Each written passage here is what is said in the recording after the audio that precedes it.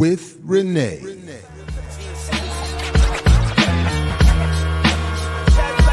Yo. We wait all week and all day for more. Saturdays with Renee.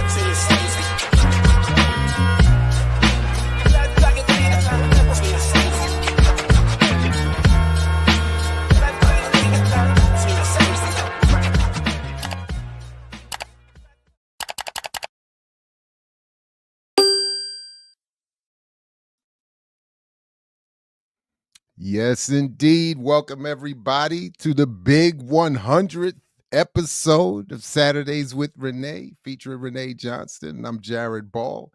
Welcome back to Black Liberation Media. Please like, share, subscribe, support the Patreon. Renee, What congratulations. up? This is dope. This is dope. Who knew? Who knew? Who knew?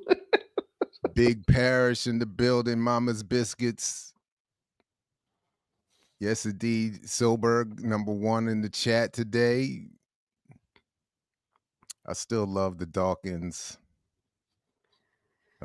thumbnail he uses. Yeah, Chocolate Thunder. Yo, did you see the thing about the basketball documentary I watched? And the dude who plays in Israel, whose name is also Jared, and so I got a good chuckle on it. I didn't see the documentary, but I saw that yeah, we're gonna have to fight for the name. Wild. And a black man. Yep. And they picked, and you have to ask the question, like, because obviously they did it on purpose, but like his whole setup, he was like, I'm a Jewish American who I was offered, I don't even know what the word was. He said he was offered something to play in Israel for a year. And of course, like they walked through the whole, like him being there on October 7th and how scary it all was. And I'm like, why your black ass out there? Like, why? Yeah, I don't even think I realized there was a whole documentary. It's a whole, but it's not about him. The documentary is about the International Basketball League. So they talk to multiple players who play in all parts of the world. So Italy, there's a dude who's playing in Iraq. Like all part is actually pretty interesting, but I was just like, of course, y'all threw in the black dude who calls himself a Jewish American and plays in Israel. Of course. And of course, James would have run into Daryl Dawkins at a club and report that he's a cool cat. I'm not surprised by that. None of that surprises me. But yes. So I know the plan for today is AMA style, which I've never done, so I don't really. So folks, if you have questions, comments, queries, conundrums, catechisms, cacophony, calumny, consternation, put them in the chat. We can drop the link to the studio if folks want to pop on and speak their piece, raise questions, and so on and so forth. Thank you very much, everybody. Alchemy's gonna be on next week. He sent a whole list of stuff to read and watch, and we're gonna dig in. We're gonna dig in. So I'm excited. Definitely have to catch up to some emails. I have arrived. Wow. So I'll keep looking out in the comments in the chat. I will ask, I guess, the first question. What or how would you say that this 100 shows has impacted your life since starting up with this here? I think for me it's been very important to understand like how much people don't have time to look stuff up. Like really, like I'm so nosy and I'm such a like in like I'm like researching and wanting to understand things is like inherent, right? Like it's just I've always been this way. I've always been curious, I've always been a reader, I've always been somebody who like dug in and did stuff. And so it never I don't think it really occurred to me like how much time people don't have to do that stuff.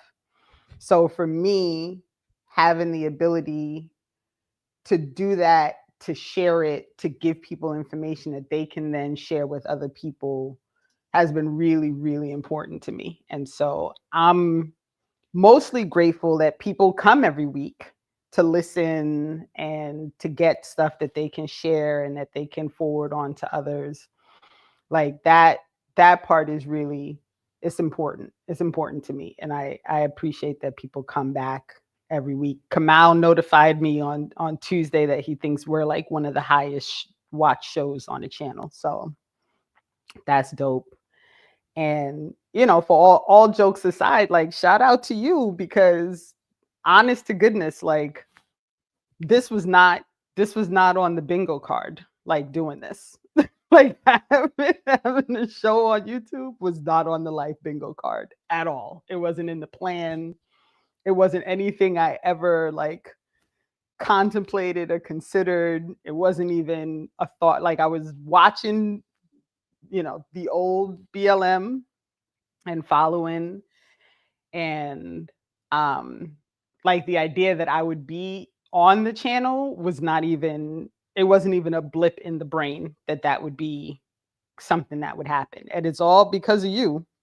Because it was like in the end, just so people are real clear, this was Jared's idea. So like period. It was Jared's idea. All I did was say yes and tell Jared I'm not doing it unless he's gonna be on screen with me. That was it. That was the whole thing. So Hey, it was an honor. What's up, Ear Doctor? Congrats, comrades. Keeping it going in the chat room. Go buy Saturdays with Renee's shirt. Absolutely. And I there, have doctor. mine. It's just still not cold enough just yet. I don't want to just be in here, So what have you most appreciated and taken from these 100 episodes? Something similar, just in terms of a real appreciation for the organization and the effort and the preparation that you put in, and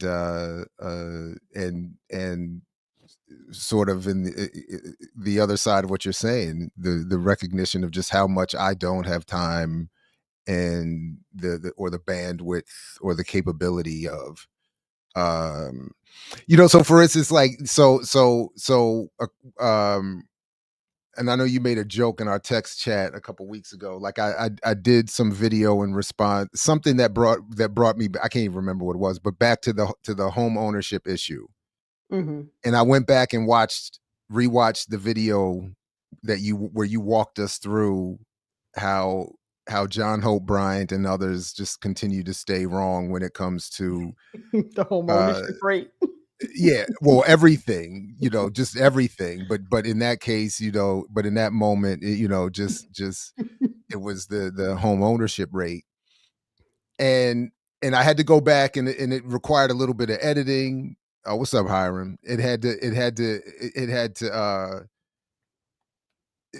but my point is it required me to go back and revisit what you were saying and then to even go back and reread some of what you were referencing. Mm-hmm. And it was really only then that I actually got your point. Because in the moment, I think I was fronting, and I said I got it, but I was really kind of fronting. Because it is possible that I briefly got it and then forgot, but really, I really didn't really get it until I went back and did that. And I was thinking, going through the editing, I was like, I mean, like I really do. That is an intellectual wall I have around numbers, and it takes me a minute, puzzles, that kind of thing. I'm slow with that. And so I was like, okay, but she really not only could do that, but then identify that it needed to be done in this case with home ownership.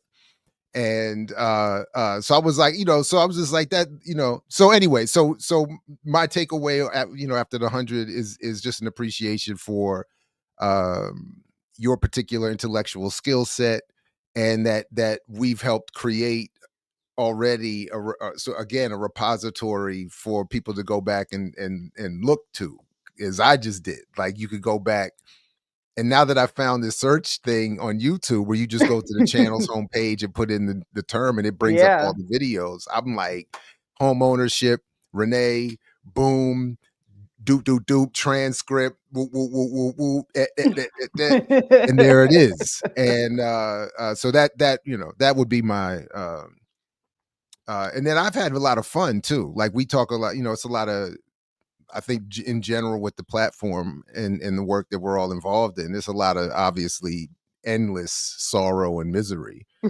But I mean, if we're going to address it in the ways that we do, I think it is good to have a little bit of fun, and I've enjoyed it. So cool. That's dope. And Keontae said something about me trying to be RZA, and I love it. Absolutely. That has absolute, there is an absolute parallel there. The gateway, definitely. And know what my role can and cannot be.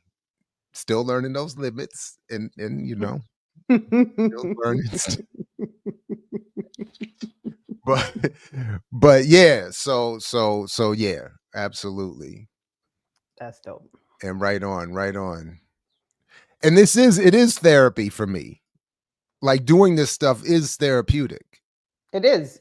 I agree. It is. I won't front. I get that from this. Yeah, because there's a ton of, just so y'all know, like, the run sheet is never ending, right? And so, and we'll soon be on season 3. Like, we're like a month away from a whole new season starting. And so there's a tab for every season, and I keep all the links.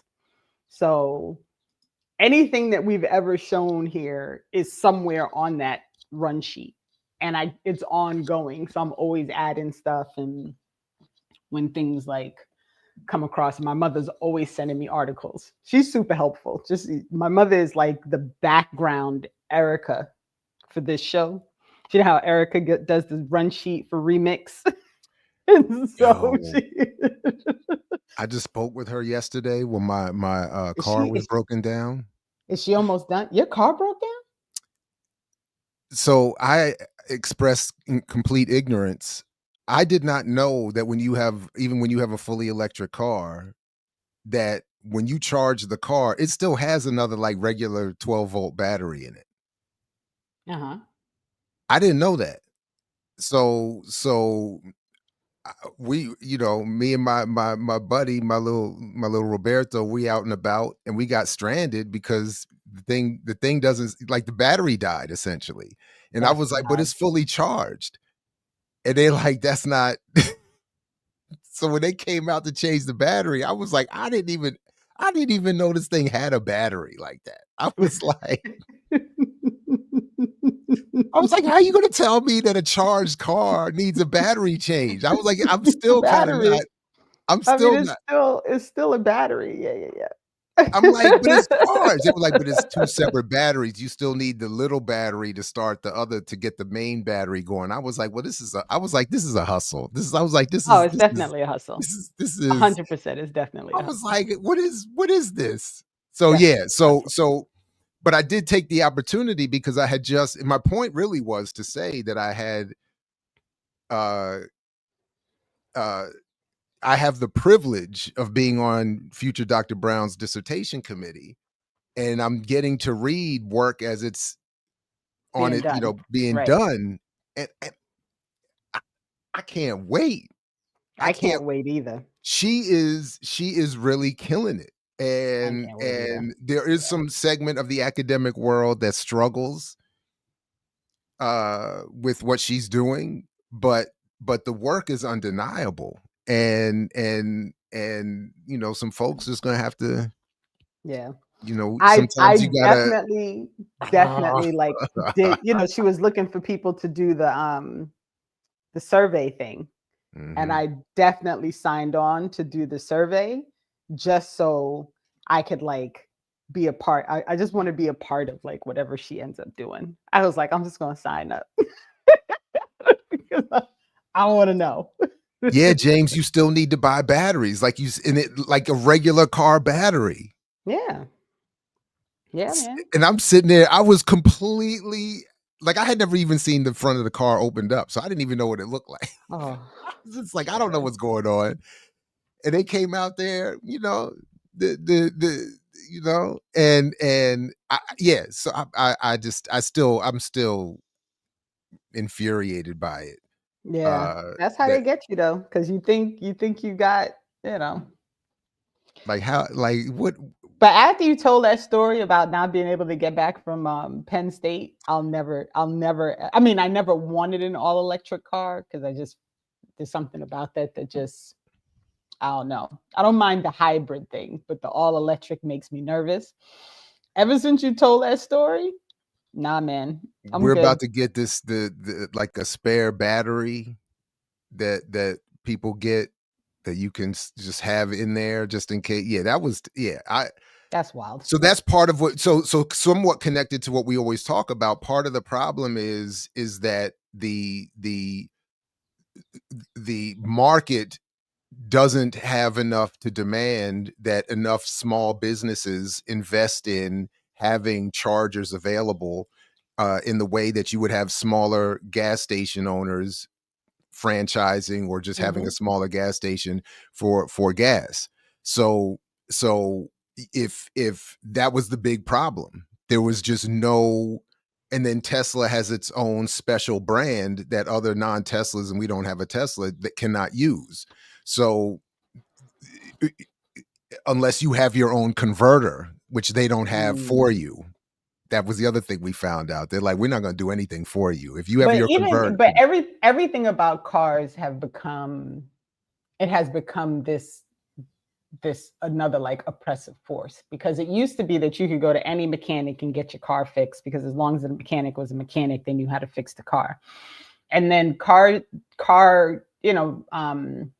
as they started building cars, they started making them so you couldn't just go to any mechanic to get whatever needed to be fixed on your car fixed. You had to go to the specific mechanic for your actual car, because the manufacturer is the only person who can fix the thing in your car. And then now it's gotten so bad, like everything's specialized, like all this stuff, like you can't even buy like off market stuff anymore.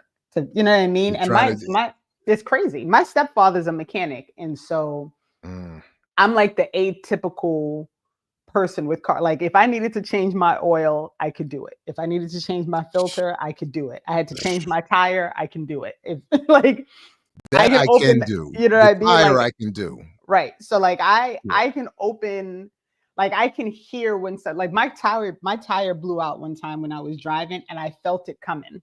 So I started to slow down, I started to pull over to the right. So when the tire actually blew, I was ready. Like I rolled right off. And my mother was like, she was like, "What do you mean you knew?" And I was like, "I could feel it rumbling like I could feel it." And she was like, "I don't understand how like your stepfather's your stepfather, but you're just like him." That's, but it's because he taught me how to, you know what I mean? Like I can tell you if your chain is off, I can tell you if your brake needs to be fixed, like all that stuff. Because I grew up and my stepfather was always real adamant about making sure I knew how to take care of myself. So, Let's you just know. say professionally, I'm where I'm supposed to be. Let's just.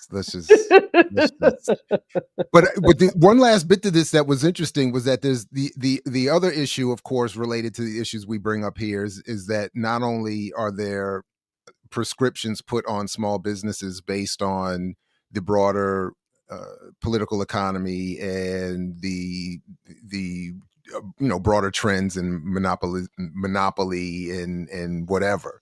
Mhm. But what the other thing that happened longer, I'll skip the long story. I had made my mistake. I went the wrong route.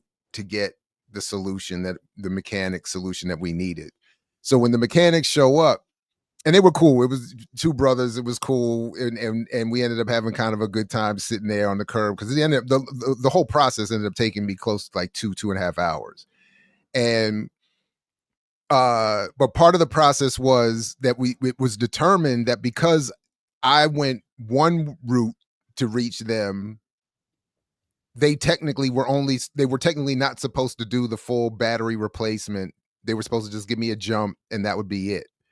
So we got to the point where they had actually put the new battery in, and then realized they couldn't complete the order as it had been sent to them. And they were about to have to take the thing out.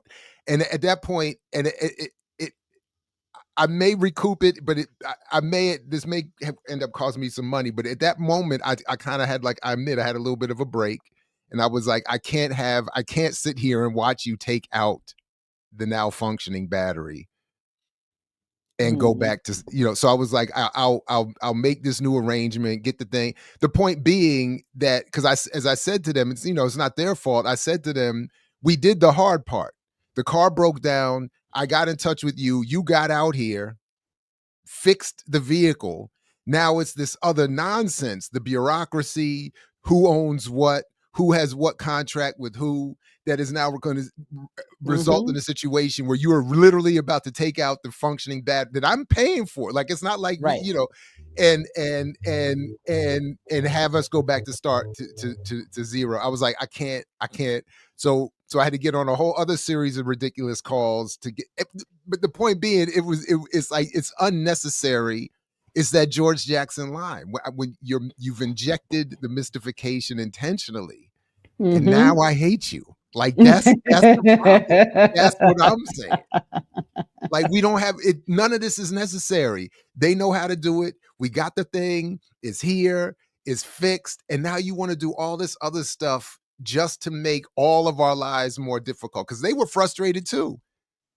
The way this all went. And I was just like, and I'm sitting there with my my dog. I was like, man, you the only one. I was like talking to him. You the only one. You're the only one that's me and Roberto. You know what I'm saying? Everybody else out here. So yeah. So as I said, this show clearly is therapy.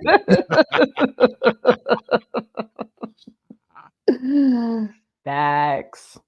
All right, so we do have. So how should we put the link in the chat if people want to? Yeah, I'll drop the invite guest and then folks. And then we do have here some. It is. We do have some questions. So hold on one second. So first, let me. Oh wait, I didn't mean to pull that one up. Oh wait. Oh, sorry, my bad. I just wanted to show that I dropped it. Okay, go ahead. Go ahead. So, I did not know that there are a lot of really good Black American players in the Israeli league. It's normalized. Who knew? I did not know that. So thank you for that information. But do they all have to take that oath he apparently took? Yeah, I mean, there's like a whole and I wish I started to write it down, but I didn't know how to spell it. So then I was like, I'm gonna mess this up later, and I probably should have just phonetically wrote it down so I would remember. But there was something he did that he was promised for a year if he agreed to play. So I'd have to go back into the documentary and watch it, because I am curious. Now I'm like, what is that? All right, what else? Hold up, Yipper. Hold up. I'm sorry, Yipper. As I said, we do not have a Tesla. So I don't need a I am not with Elon Musk on my EV. So Yipper always, even in other people's shows, Yipper give me the business in the chat. But no, I was just pointing out that they have a special charger that you need, or a converter for, if you want to use theirs, and we didn't have it. So wild. All right. Tyshawn says, which areas, subjects have y'all covered that y'all think have had the most impact so far? Or any areas of subjects not yet covered y'all think about spending more time on? It's a good question. That is a good question. I think the financial stuff has been real good because this whole like buying power myth, home ownership myth, like all those things are things that I think a lot of people think they understand, but they're so propagandized by capitalism that they're not really understanding. And the policing, the propaganda. Yeah, well, my thing was going to be your work with the mapping of the cop cities, just right out the gate. It was, it's like you kick the door down with the whatever. I don't know. Maybe that's pun intended. You're talking about police and whatever, but you sort of jumped into this show with really groundbreaking work that seemed to get a lot of attention appropriately, even when we had to check a couple people on not crediting you for the attention they were paying to your work. Like, it's Hallelujah. but it don't take much to just say, got Yeah. this from Renee Johnston.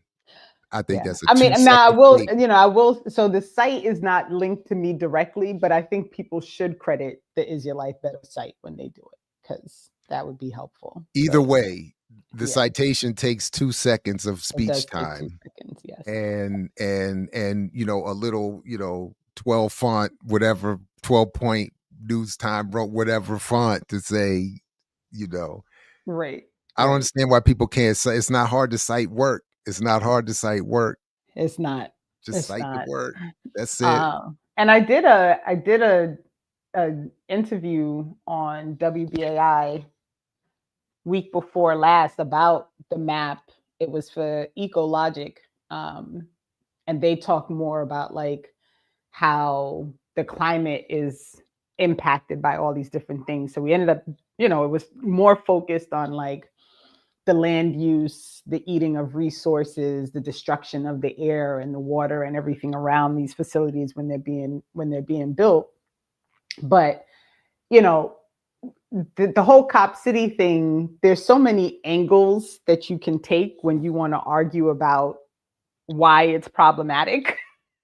Right? Like there's not a fight that someone is having that can't be associated with Cop City. Like if you're mad about cops, that's a problem. If you're mad about the environment, it's a problem. If you're mad about eating up financial resources for a community, it's a problem. Like it eats all the problems in one space, and it's because policing is useless. So, yeah. So not citing someone's work is shady. And I won't be able to see it live, but the myths breakdown that's coming up, I think at 3:00 today on the platform. Yes. Yeah. Talking about DC policing. Mm-hmm.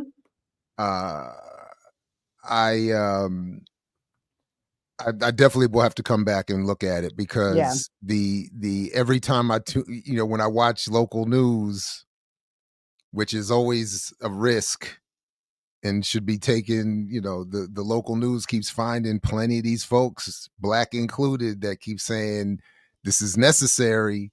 There's been no crime in DC lately. And there's no, the violence is gone, and there's no carjackings, and so this is, and I'm like, but do you understand the logic though? That so is you want armed National Guard and tanks rolling down literally every street? Is that what you're saying? Right. But anyway, so I when you say, make your point about policing being unnecessary, this, that, and the third, and what it's really here to do, and this, that, and the third. Because initially, actually, one of my thoughts was the National Guard is there, so the police have to act right. That's probably why most of the crime is down. But you're not wrong. Listen, so it's in the you still die, you still break when you pull stuff up, right? So don't try. Yeah, I don't know. There's a possibility that you're gonna break. Don't try. So 20 of these mainstream things did a whole thing about this University of Utah student McCluskey, who was killed by her, I guess, like she dated somebody for a little bit, and then he ended up like finding his way on campus and all these things. So, I think for most people, I didn't watch this. This is information from moms. Shout out, mommy. Like, I think most people who watch it would really be focused on, how, this dude was able to, like, he had apparently had like a record and, all these different things.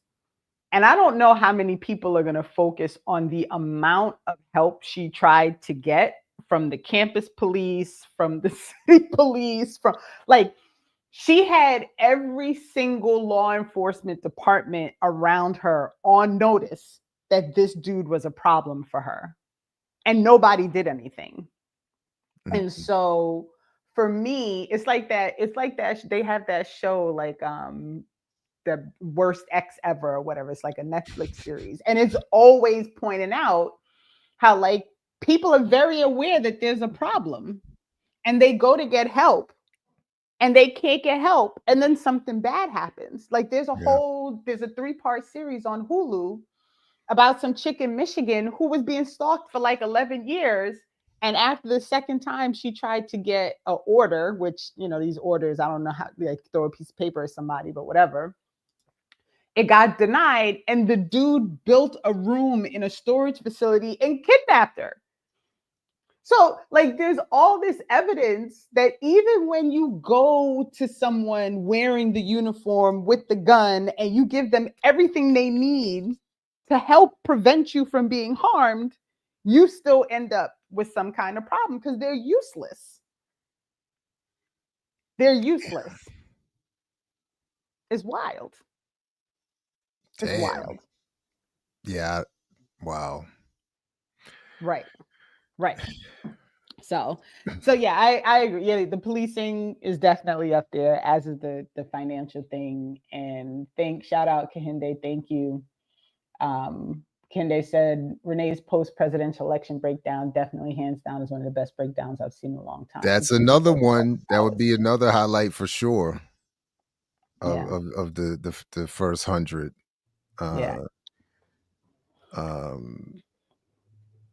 A lot of folks struggled with that. People still struggle with it. People still get mad at me when I'm like, y'all, it's just not that different. Like, people still, how can you say it's not different? All right, like, look at the numbers. It just feels different. It hits different, as they say. But so much of this stuff has been happening, and so, And also the point being about why Trump won, how he won, whose quote unquote fault it is that he won. All of that is part of your argument. I think is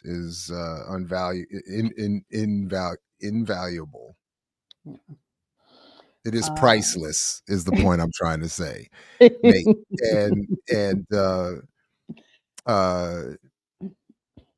And again, as I, maybe incorrectly, but I'll say I'll grant people that this is different or feels different or whatever. But my point still is that what you were advocating both was not different enough and help precipitate and bring this into being.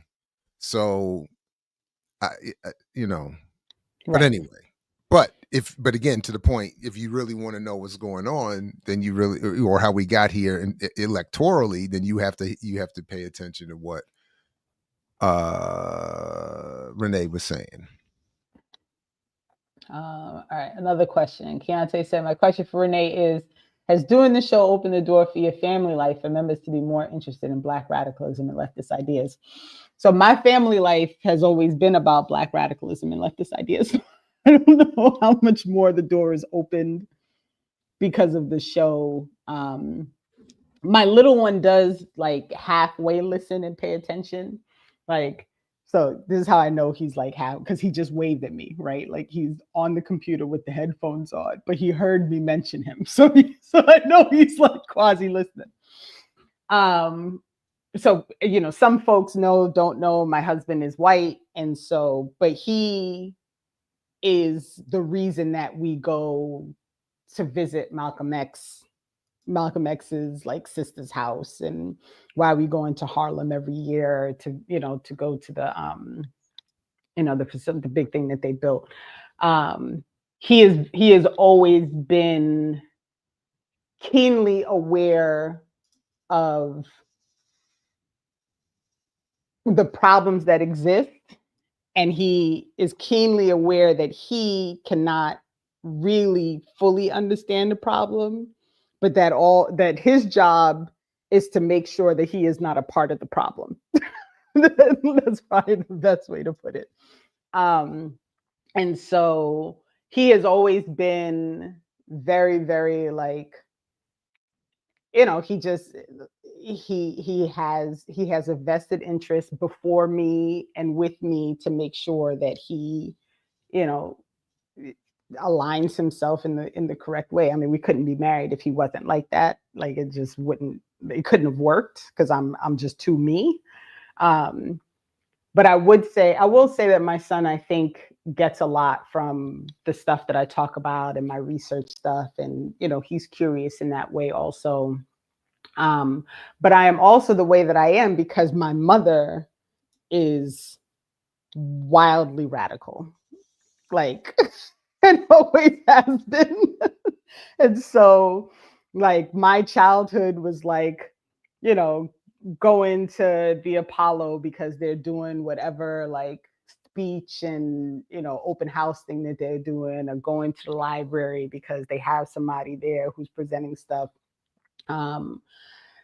She has like just so many books, and so she has also, and I think part of that is because she was born in Jamaica, and so she had a different childhood experience being on the island and then coming here.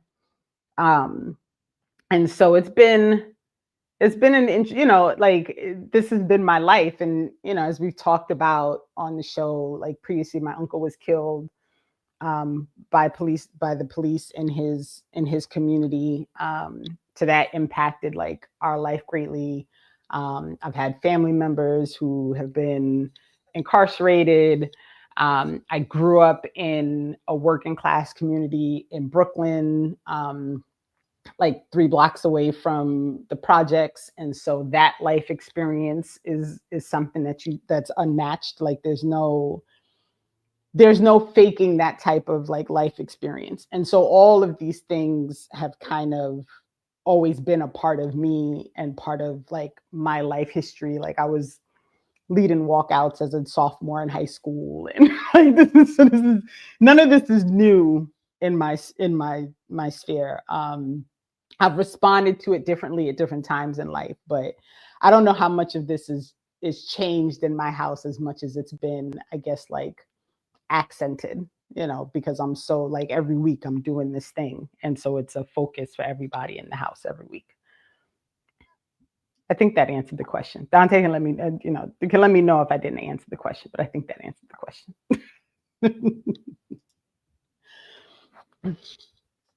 Right on. By the way, everybody, please do make sure that you are liking, sharing, and subscribing and supporting the Patreon. And as this platform and collaborative and cooperative evolves, and we appreciate it. Put a comment in the chat if you're seeing this after the live. Right. And do all of those things. Yeah. All the things. Air Doctor, shout out again. Question: what guests do y'all really want to have on your show? That's a really good question. That is a good question. I don't often want to talk to artists, but I still want to have a discussion with Pharaoh Monch.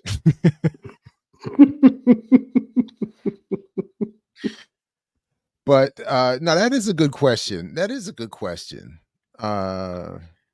Who I would don't. you who I'm is trying to think who's who on your we've reached bucket out list of to. interviews? I'm like, who have we reached out to who didn't answer? I'm trying to think of. Someone didn't Um, answer? Stop it. yeah, that happens actually more, I think, than people realize. Like, I think I try when folks say like you should have this person on, like I do make an effort to like reach out and make the request. And I'm blanking on the young person's name now, but there's somebody that we encountered because of Olay's show, and there was some discussion around them, and I'm blanking on the name now, but I did the reach out. They didn't respond. I still think that would be a good conversation. But it was about like body shaming and anti-blackness as it associates with physical appearance. But now I'm like totally blanking on the person's name, so I apologize for that. Who else? I'd like to have Rania on, but I feel like if we made the ask, Rania would come. I don't think she'd say no. And we haven't circled back to Eugene to make that ask. So there's Sort of, that. I did, sort of, but not Yeah, not. It's not. on my list of things to do, like direct things to do. Who said Charleston White? Absolutely not. Who's Charleston White? Thank you. No. Just leave it there. We should just leave it there. We should just leave it there. Yeah, OP to bring in views. No, so No. I do think so. So that's never, for me at least, that's never been, if not, I wouldn't say it's never not considered, but it's never a motivation for me to get No. to. I wouldn't want to just talk to someone just to get views. That No.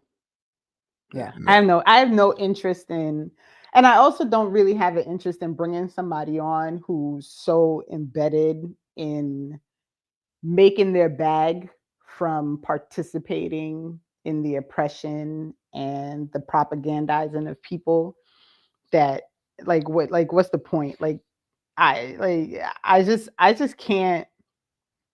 I don't have the energy for that. I really, really don't. Like I don't want to do it at all. Like, no. Just no. First Yeah. of all, they wouldn't say 19 Keys wouldn't agree, one, but I would never ask. Like I just don't. I feel like these people, and this is this is a conversation that we've had offline about like the usefulness in talking to some people and in being in certain spaces and things like that. And I always question what is the real use. And in the end, my goal is to try my best to bring people on who are going to give people something that they can learn from and that they can walk away from and take more. You know what I mean? Like get more, learn more, like break the propaganda. So to have somebody on who's going to be telling me like why I'm wrong about, Black capitalism, or why I'm wrong about why it's, how important it is for people to be like financially literate, and like all that, like I have no interest in any of that. Like for what? So just for the record, I did at one point, I don't remember exactly when, at some point some time ago, I said I did comment, or someone tagged me on one of 19 Keys Instagram posts, and I responded, and then he did respond, and then I said to him, anytime you want to build, we can, and then he never responded. Yeah, because So he's not interested in building. He's interested in his bag. yeah, I don't know, so just, theoretically, I don't know when, yeah, I don't, it is possible he didn't see it. It's possible he saw it as not interested. I'm not personally, desirous of chasing down a discussion for the sake of having one, and definitely not for views or anything like that. And so yeah. But Leah, because I just think he's the GOAT, that's all. Pharoah Monch is my favorite MC, and every time I go back and listen, it just makes me confirm that my choice is right. There's no real good reason for it. That's all.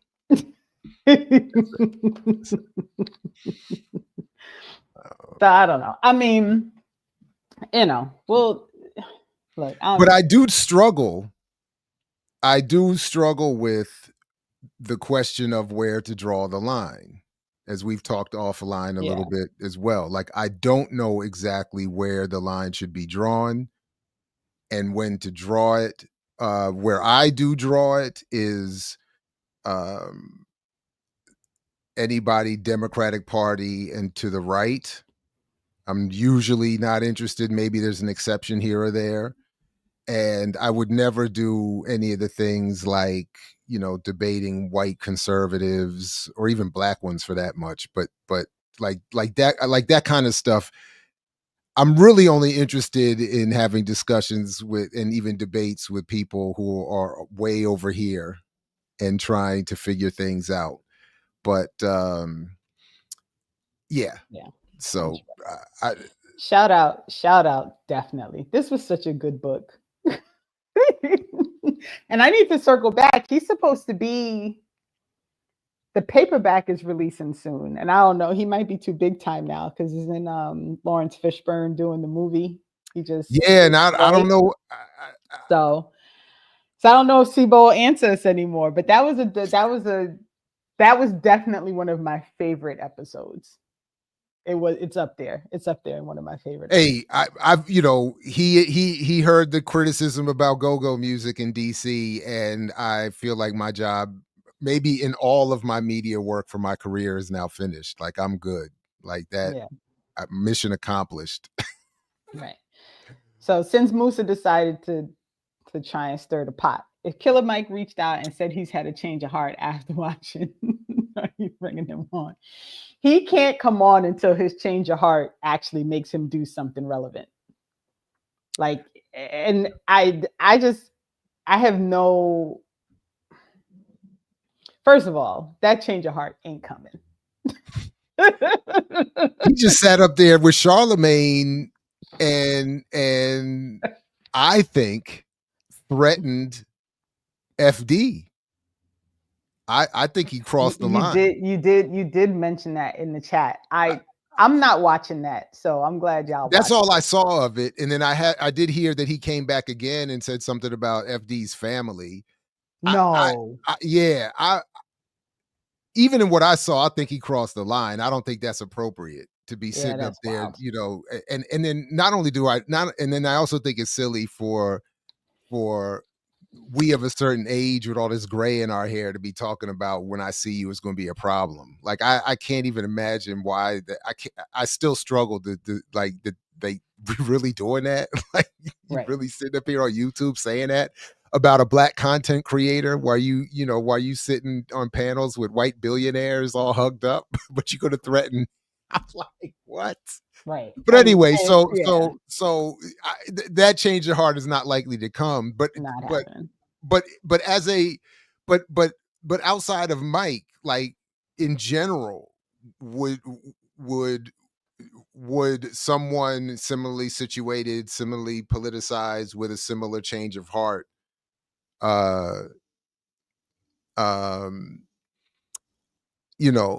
Oh, and I definitely want to come back to Brittany's question about the chamber effect. But yeah, like, would you in general, would you are you open and forgiving in that way? Yeah. So the upside, and I say this often in our chat also, is the upside, I'm never going to be invited in these spaces. So, the internal debates that Jared has to have about whether or not to do these things are not debates that I'm going to have, which I'm all for, because I don't know the answer. Like, I don't know if you're better off going on a show with a person who you fundamentally disagree with and who you think is not going to get it, but perhaps you can turn somebody who's watching, or whatever have you. um I just don't know that it works in the way that it needs to work in order for there to actually be something positive that comes out of it. And so, we have these conversations all the time. And I recognize that people get radicalized in different ways. They get their eyes open from different things. They get, whatever, whatever thing at the moment that it happens that says to somebody, maybe I need to understand this a little bit more. So I recognize that that's like a real thing that happens. I just don't know that being in a space where the person is fundamentally focused on trying to make sure that they make their money and that they continue to make their money and that they don't lose their audience, whatever, whatever, whatever. I just don't know. I don't know. I don't know if it's the right thing. I don't know. But I recognize also that people have to also do it. I don't want to be that person, so I'm glad I never have to make the choice. I think Jared having to be the person and that he's willing to make, to go on and to have those conversations. I do think there are people who would watch it and be like, he just said something that's making me think. And they'll go off and think.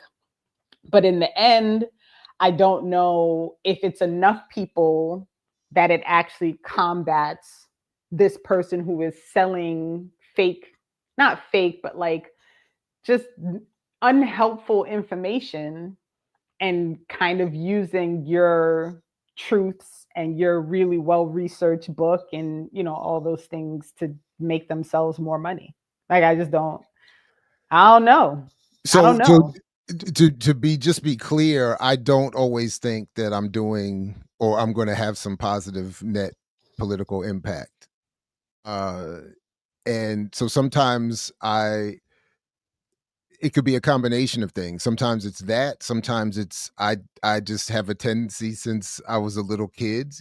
When you call my name, I will show up. And another part of it is admittedly sometimes I think it's for me it's been job security That, yeah, that's that important. it Yeah. does play a role in keeping some of the heat off my back.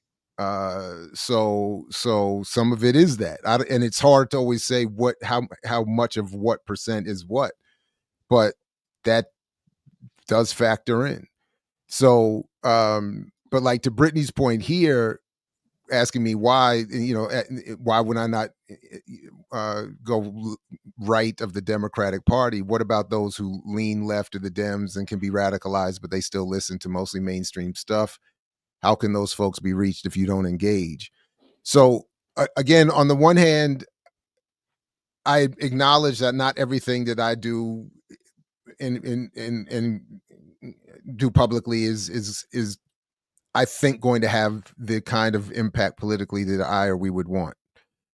Um, the other part of it is that I don't think it's an echo chamber. I think that left of the Democratic Party, which is where I'm more comfortable in that broad space, is very diverse. I mean, just personally, even recently, I get a lot of heat for, the over the years for engaging the African centered community, the materialist socialist community, the revolutionary nationalist community, the Afro pessimist community. I think we should all. I don't think any. For even where I do or do not agree all the time, I don't think those groups should be thrown out. That's the debate and the argument space I want to be in. Is it African nationalism? Is it Pan-Africanism? Is it whatever that kind of, which stage of socialism or communism or arguments around how do we get to those spaces? And I am not saying that it's not. I'm not saying there's no value in going right of where I'm willing to go, as some would argue I go to the right of where they're willing to go. But I just don't want to do it. That's the other part. Like, I just don't want to be the one doing it. Like, I'm not that part right there. Right. Like, people can do what they want. It's just not going to be me. And I get it. And there are people to my left who take that principal position. And they're like, Jared, you're going to talk to so-and-so. I'm not doing that. And I get it. And I wouldn't even argue that. Because there's definitely the same for me. Like, I see some people like, you talking to so-and-so? Like, nah. You sitting on a panel with so-and-so? Right. Because I'm like, see, this is the other part. And I'm sorry to go so long with this, but I'm still from a world before this. And I got to be that old guy to say it. So there's like a whole life before this YouTube thing. And there are so many examples over the year. One of the reasons why I am in it's not always their fault. It's sometimes mine, but in some cases it's not my fault when I've just said, I'm not going to stand with them. I'm not going to be in that group picture that gets distributed all over the place and lets people parade themselves a little. Because I'm not going to be seen with so-and-so. I'm mad I'm in the room with them now. You think I'm going to co-sign evidence of this? Right. So I'm like, I'm very clear on that all of us have limits, and that's all I'm saying. That's just where mine is. I can't. I hear you, and it's just, and there's some people, like there are people being named in the chat, and some of them I'm just gonna like overlook, but I also don't want people who are, what's the word for it? I don't want like revolutionary influencers, right? So like, if every time I hear about a person, it's because like, they managed to be on something, doing some great talk or whatever. But I don't ever hear them involved with like actual like organizing stuff. I don't want people who can give a good, like, a good clip, right? I don't need any clips. Like, I want people who are going to actually like teach the audience something. You know what I'm saying? So I don't know. Like, it's rough because there's a lot of people who, like, the bag has become talking about revolution, talking about radicalism, talking about whatever thing, but they're not actually doing anything that is doing, you know what I'm saying? Like, they're just not. And so like, Jared, you'll joke all the time and be like, yeah, but I'm not an organizer, but you are a teacher, right? And I think you underestimate the value of what you do in that classroom regularly, because you are creating revolutionaries. You are creating radicals. I told him this week I'm trying. Right? I tell him on day one. Right. And so I don't really have issue with folks who are doing that, but I just don't like, I'm going to bring them on for what, like, what lesson are they going to bring when they come on? Because I need people who are going to come on and are going to give people something that they can walk away with, understanding how they can follow through and do something else. Right?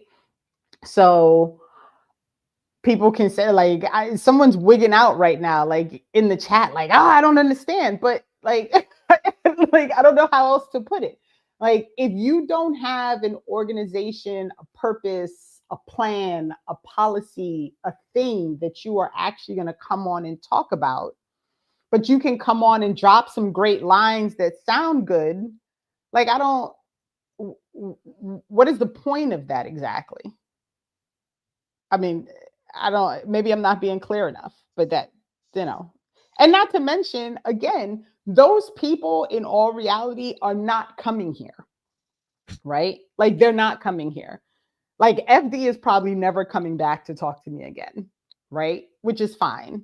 Like, I ain't real you know, he does what he does. No disrespect to him. Like, I'm sure like he's trying to do things in the way he can manage to figure out how to do them. But I don't like people who like would be willing to blatantly disregard the things that I bring to the table. So since FD made it clear that he has no interest in engaging with me directly, but he's happy to engage about me to other people, I don't want to talk to them. Right? Like I'm good. I'm okay. Right?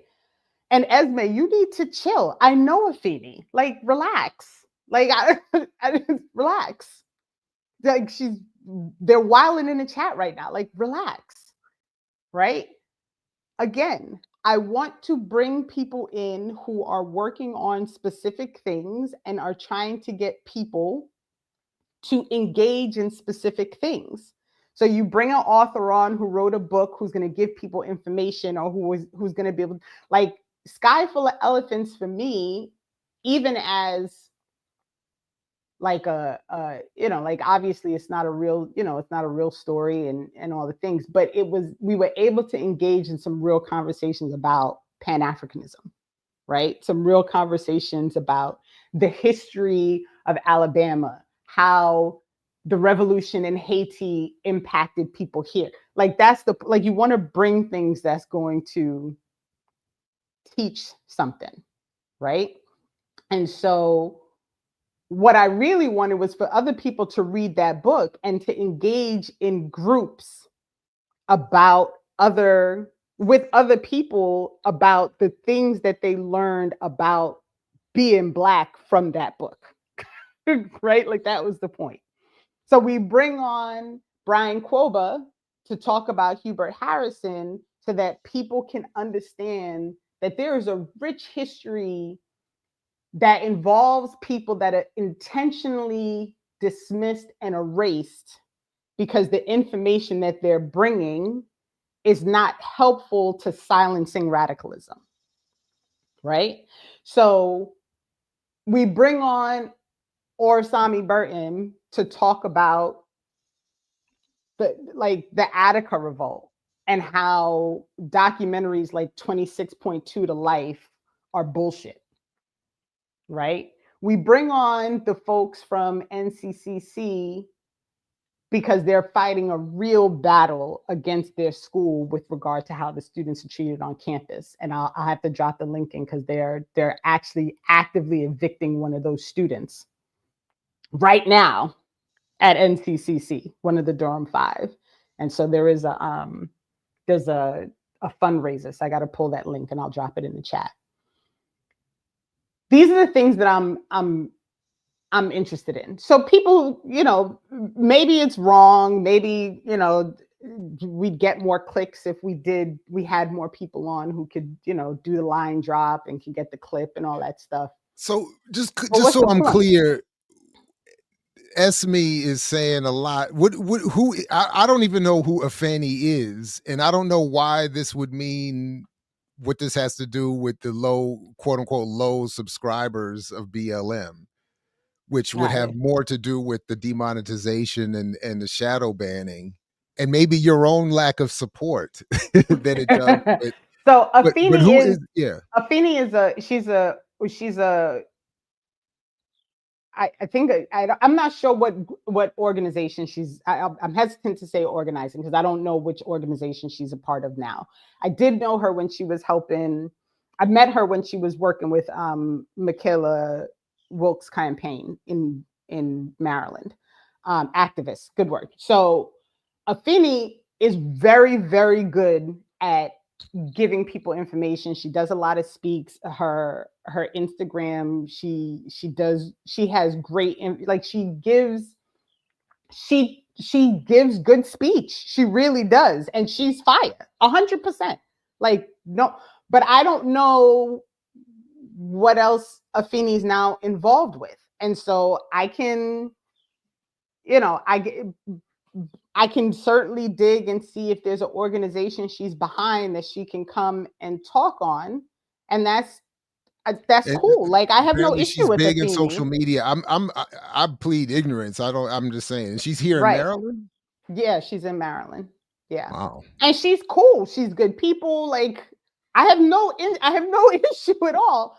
But I want to bring people on who is a part of the organizational scene. So like I just don't understand like people being upset because they feel like I'm not giving flowers to people that they feel like deserve like Latifah, you saying that Afeni did that?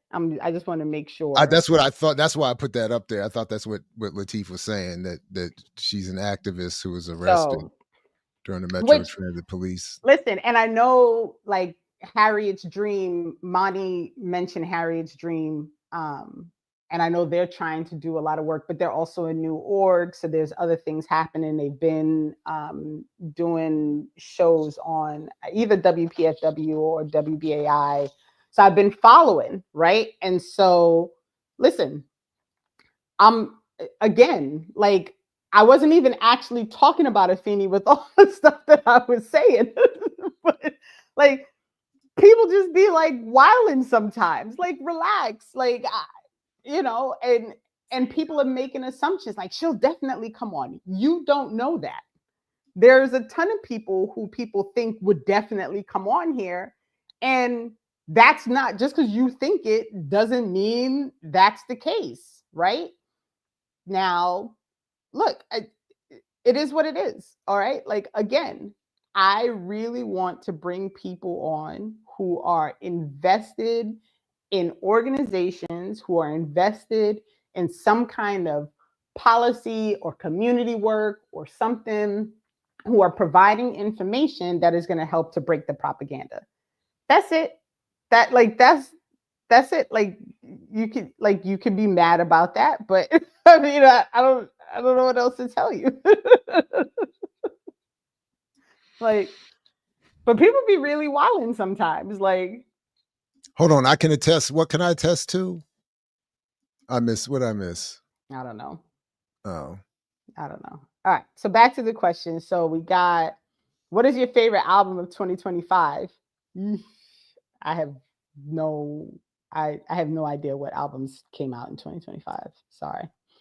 Have either of you yeah. listened to Infinity Knives and Brian Ennals or Billy Woods? I can say no to all of those because I don't know who any of those people are.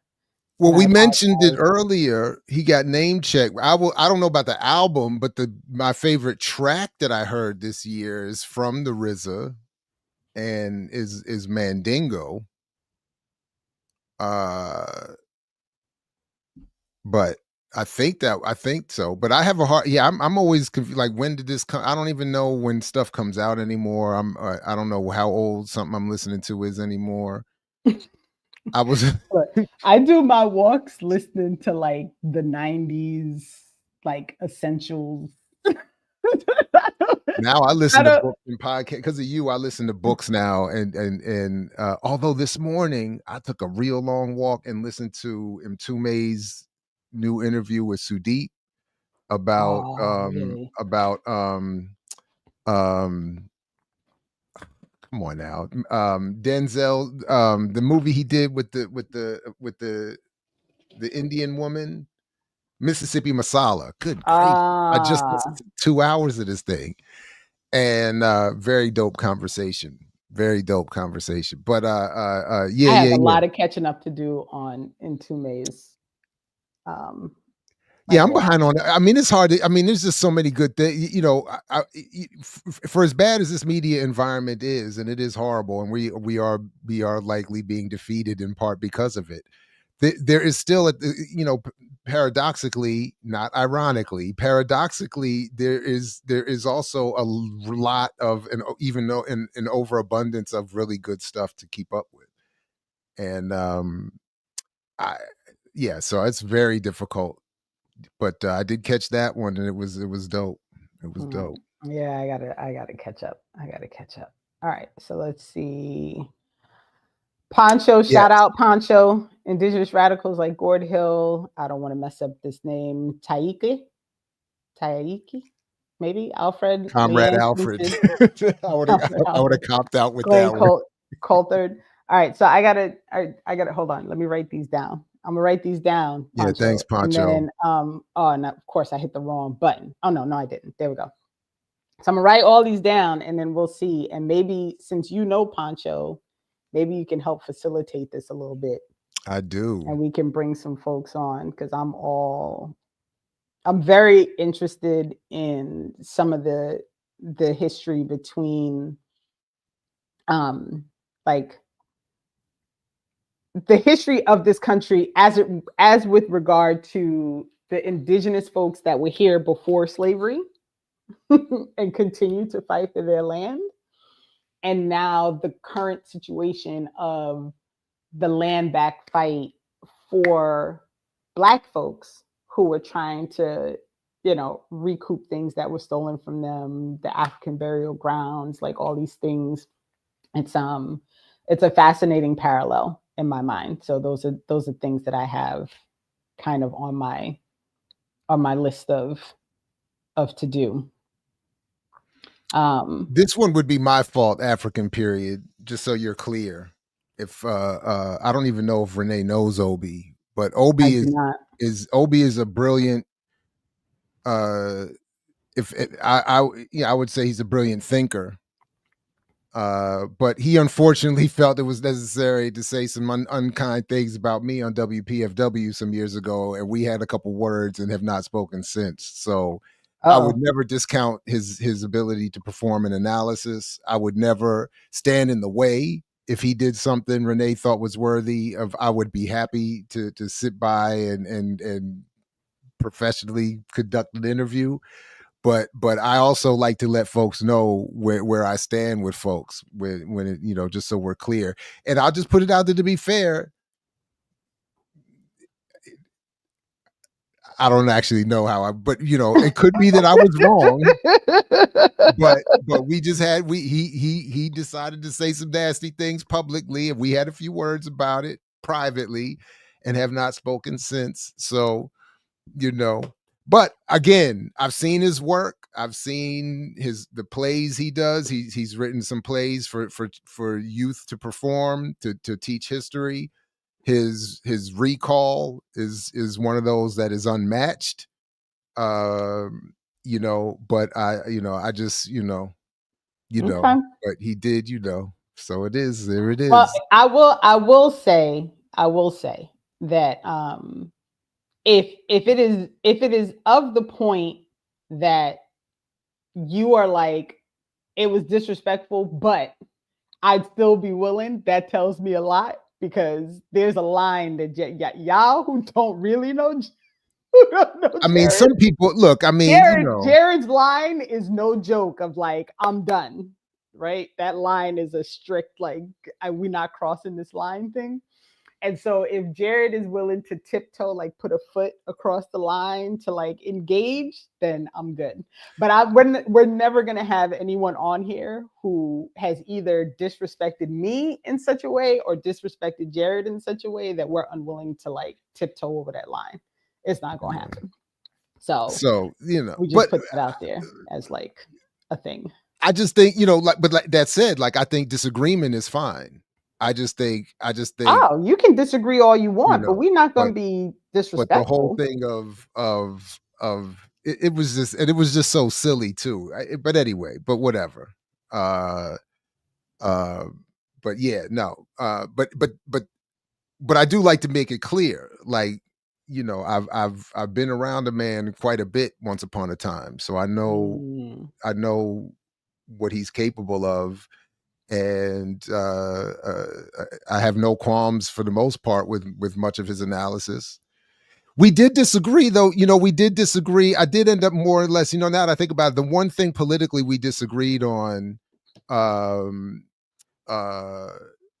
we disagreed when he went on air and made the argument that I had was of little value in educating anyone on these things, which I thought was an unnecessary thing to say on WPFW. But the only other thing that I remember we disagreed on was somewhat was Mugabe in Zimbabwe. and that Obi had played. Apparently, I didn't know till after the fact. Apparently, some background role in a black press junket that I participated. Had the fortune to go on with Dr. Todd Stephen Burroughs, among others, and we didn't always see everything the same way, and Obi has always been a staunch defender of Mugabe. And I had a couple questions, not that I was trying to get on the West's team and the CIA's team, but I was, like I had a couple of questions about,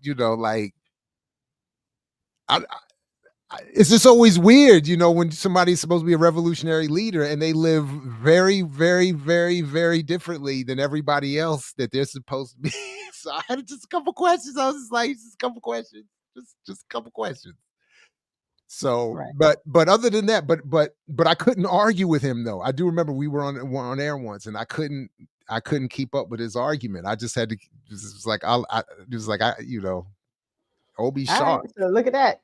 So Ricky said that Obi teaches her son. So Well, then what else could there be to say? There you go. That's the link. Real quick, Andy, thank you for the reminder. This is actually on Audible right now, so I just downloaded it. I'll be listening to that as I drive today. So shout out, thank you very much. I just lost it. Of course, I'd be moving too fast. Hold on. Let me see if I can find it again, because he reminded me. This was something that Andy had pointed, a book that Andy mentioned a while back. So The Fabrication of Social Order, Critical Theory of Police Power. The author's name is Mark Neocleus. So, but it's on. What's up with all these Greek sounding names breaking down? Yo, listen, you, by the way, FYI, you absolutely decimating Alex's last name. When you were on. With you and Lawrence, I was like, oh, I'm sorry. Karakatsanis. But I will say that I practice it. I practice because once he agreed to do the book event, I could not have his name wrong. So I had to work on it. But once you get it, it's good, Karakatsanis. So, and I'm looking forward to having him on too, because he really that book. Hey, I did learn a colleague. I got a Greek colleague, Bistakistakovis, and I learned his name, there so I can get it. Look, you can get it. You Dr. can get Bistakistakovis. But I do need to work. Yeah, you need to work on that. But Lawrence didn't even try. That was, if I remember correctly, Lawrence didn't even try to say his name. Listen, I was like, that's messed up. Lawrence is kind of set me up. I'm just saying, if you know you're not gonna get it, sometimes the better thing is to not. And Lawrence stepped back and said, "Go ahead, make a fool of yourself." Bro. So, on the off chance, now this could be the Eddie that I know, Eddie, who I was part of Socialist Alternative is. If it's not that Eddie, my bad, sorry, but the name sticks out because Eddie. But much love and respect to you, Renee and Dr. Ball. Been watching since y'all started this thing. Been a vital source of education for me. Looking forward to the next 100. No compromise, no retreat. Bat. But I appreciate that. Like that. Those are the things that when I see responses that say like, I learned something, I was able to turn around and do something else. I didn't even know this thing was a thing until I saw it on the show. Like that stuff, that's what does it. That's what does it. Like literally, that's what does it. So wow. Dr. CBS said you look good for 46. Yeah. David, shout out to David. So I did like this random talk in Boston last December about cop cities, and David traveled and came out and he hung out at he came to the event. So I got to meet David in person, which was very, very cool. So shout out to David, King Pun. So that's always it. That's a hell of a compliment. That's a hell of a compliment. I agree.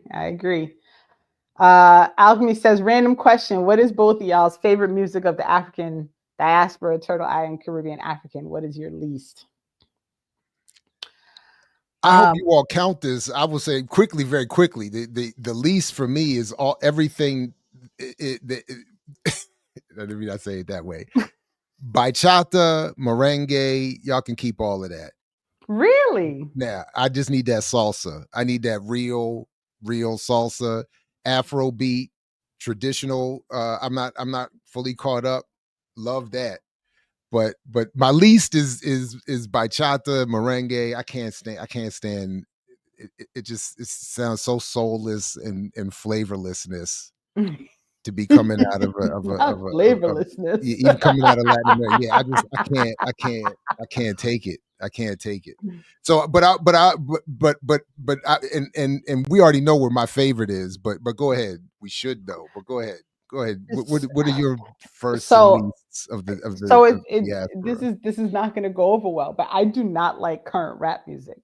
Like I am not a Nicki Minaj fan. I'm not a what's the dude's name that I had jokes on, Kendrick Lamar. Like all these people with the music that doesn't make sense to me. And it's funny because I think about how my mother used to be like, I can't even understand what they're saying. And I'd be like, Ma, what are you talking about? So I know that it's me. Like I'm fully aware that it's me. I just can't do it. So I'm your ears slow as you age. Yeah, I can't. I just can't do it. I said I made a passing what I thought was meant to be a quick passing joke the other day in class about Kendrick winning this thing with Drake because I was really trying to make a self-deprecating joke to introduce myself and saying Drake is making us look. I did my whole little spiel about that, right? And I'm not. Maybe I've missed something. The Drake fans like rebelled. Drake did Drake not take the L that I thought he took? Like my classes, like repeatedly, were like standing tall for Drake. It was almost weird. I was like, what? Interesting. Anyway, they're insane. Yeah. I can't do any of this stuff now. And it's definitely me, y'all. It's definitely me. It's definitely me. I just can't do you it. Too Black, do you have your ear to the youth? Are you sure you have your ear to the Black youth?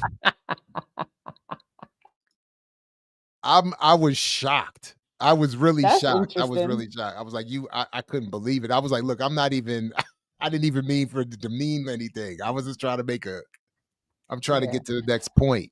And listen, every now and again, like somebody will say like a song or a person and I get laughed at all the time because I just don't know who any of these people are. And so like my son, who also unfortunately doesn't get to listen to the radio because the only radio I listen to in the car is WBAI. And so, he also gets like, unfortunately he can't, like he doesn't, but he'll be like, you never heard of that person? And I'm like, if they're not playing it on WBAI, no, I don't. I'm sorry. And I just can't. I don't know. I just can't. I like reggaeton more than I thought I would. Really? And I don't know what they're saying, but I don't know. I'm not co-signing the politics, but I do like the rhythm more than I thought I would. And I still like traditional roots reggae. I'm not so much. A dance hall can be all right, but I like that. I like that traditional roots style.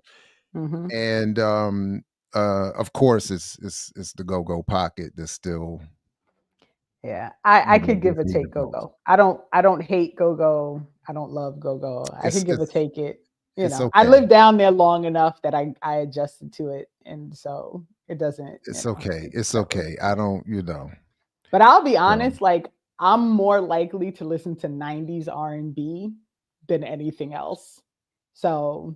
Yo, we were inappropriate back then too. Oh, mad inappropriate. And now, like, it's rough. Like sometimes I listen to songs now that I loved, and then I start listening to the lyrics, and I'm like, oh, okay, skip. I can't do this. I can't do it. It's rough, man. It's a rough scene. It's a rough scene. It's a lot of So yeah. I just So listen. I listen to books and I listen to '90s R&B. So that's literally that's it. That's all I got. It's the unfortunate I do like, reality. some of the new music that's coming from a little bit of an older generation I like. So like um she got a little bit aggressive, but Maimuna Yusuf has some relatively new music. And one of them is one of them. She got some battle rap bars for you. And I was like, oh my, I had to clutch some pearls. Uh and because I'm going to his show today, actually, I've been catching up with Odyssey's catalog out of the DMV. And I think I was talking to someone, I won't reveal their name just yet. They may not want this public association, but I was talking to someone and we agreed that Odyssey is a top 5. I said top 5. This person may have said top 10 producer MC Mm. of all time.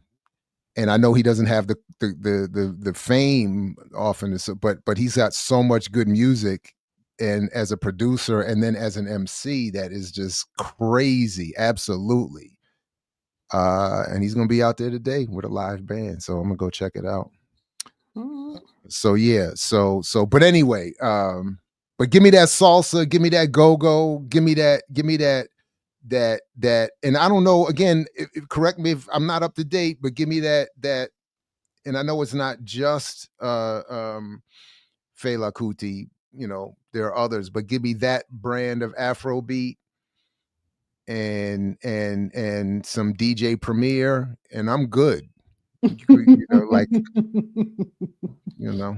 It's so funny when I think about like because when I was living in the DMV, this was me in my like mid early to mid 20s.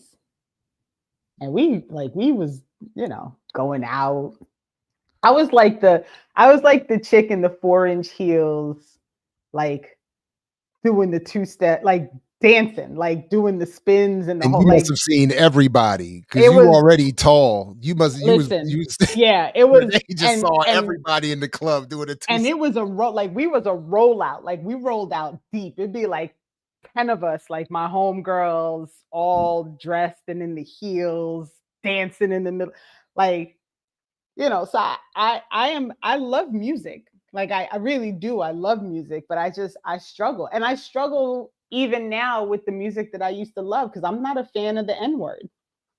Like I'm just, like I know like there's this whole debate about whether it's really something we should avoid and I'm just not a fan. So even the music that I used to love, like the minute they start dropping the N-word, I have to skip it because I can't do it anymore, which is unfortunate because that's almost everything in the 90s. You know what I'm saying? So it's a rough world, man. I and I love jazz, African period. But I do admit that it's not, when I think about I'm gonna, I'm going out, I'm gonna have a couple drinks, this, that, and the third. It's not on the playlist. I have to admit, I don't have much jazz at all on the playlist. Right. Um, It's rough, so but we'll see. Well, you look, we're gonna do our best. Sky Zoo. Who's talking about Sky All right. Zoo? Oh, my bad. Go ahead. No, No, no, sorry. no. Go ahead. I Go was ahead. just Ricky said curb fest for political prisoners in Baltimore outside of Red Emma's today at 2. So folks in Baltimore, head out if you can. Right on. Go ahead. What were you about to pull up? No, somebody just was saying, Keontae was saying Sky Zoo is so underrated. And I'm late to this, but Sky Zoo, who's ghostwritten for a lot of people, I'm not sure if they have their own. Does he have his own thing happening? I might have And to this is check. where like I don't know who that is. Sorry. He's a rapper and a ghostwriting MC. Yeah, none, Lateef. I gotta say, I don't have any jazz like queued up. Like I wouldn't have, and I'm not necessarily proud of it because I do love jazz, but I don't. Yeah, I just yeah, it's not. yeah, it's just not at the top of the roster list for me. Yeah, I don't mind if I'm sitting in a room and jazz is on. I'm not complaining, but I'm Oh not yeah. playing it. That's And if there's a good jazz band, I happily will sit for hours even, but especially if I can see the drummer. But but it's not something I go searching for, and what, like when I'm, getting in the car ready to go do, it's just not, it's just, yeah. So I'm not proud of it. It just is. all right. And You know. before we come off the music, this is wild. Trey Without says, I want people to know that KRS-One has a song about not caring about abusing a 13-year-old What? and MC Light sampled it to talk about abusing a child as well. So I don't really know what this song is or what it's about, but Hold up. KRS has long since been on my list of, go somewhere else. Falling off. I can't with him. So oddly enough, he's the headliner of the show that Odyssey is opening up for. And I've already told, and someone asked me, well, how come you didn't mention KRS when you said you're going to see? Because I said, I'm not going to be there by the time KRS gets on there. I'm leaving. I was like, I'm going to see Odyssey and then I'm leaving. 13 and Good is the name of it. Like, I can't. That almost Oh my threw up in my mouth. God. That's gross. That's disgusting. Okay. Yeah, I'm done. No. Wait a minute. I hope you throw a tomato at him. No, I won't be there. I promise. That's the whole thing. I won't be there. But for a long time, KRS was not a problem for me, and then for an even longer time, he was a problem for me, but not in this way. I don't remember the track, and I don't remember the lyrics. So you all. So were you? It's definitely not I don't know the song, and now it's definitely that not being taken. Is he actually? listen, based on the title alone, I'm not listening to that song. So, I can't. Oh no! That's gross. That's gross. Oh no! No, I'm good. Okay.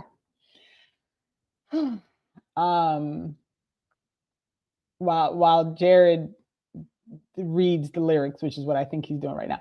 So Rouse says, when can I have voting powers as Discord overseer? I'm tired of this free labor. Where are my benefits to bully Air Doctor into a coast-conscious spotlight? I can't. So there's a lot of processes happening right now. But Rao, you're on my list. We had Rao and I had like a meeting offline, which was very helpful to me. So Rao, Mani, there's a mental list of people that once some things get lined up are gonna hear from me. So just saying. Does that mean you found the lyrics? Is that why you look like that? I honestly didn't remember, and he's not only defending it, he's talking about fighting the girl's father when he shows up in the room. That's gross.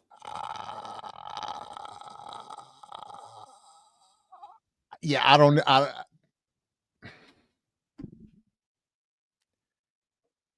I was hating him for the wrong reasons. Oh my goodness. Yes, Mani, yes. Mani, you what? What did Mani do? She didn't do anything. I'm just saying, like, once people do all the things that I'm waiting for them to do. So like Jared's on my list of people who I know, like, in the moment when I actually need Jared to do something, if I like send a text that says, can you just do this thing right now real quick? Like, Jared will take care of it. But Jared is also the person who will see 5 emails from me that say the same exact thing and somehow miss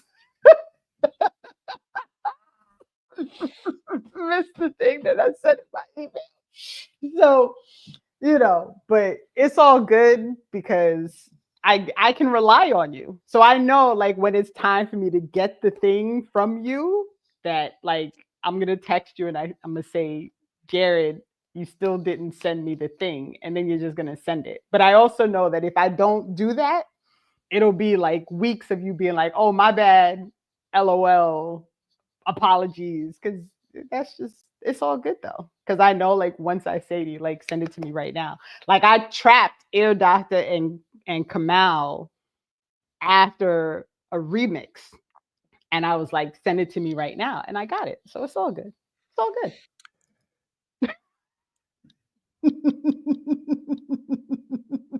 Can everybody else please read those lyrics? Is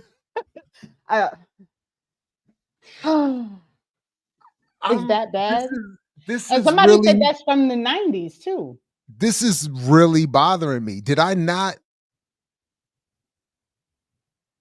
And it features Heather B and Kenny Parker from I don't even February know this song. 1992, the Sex and Violence album.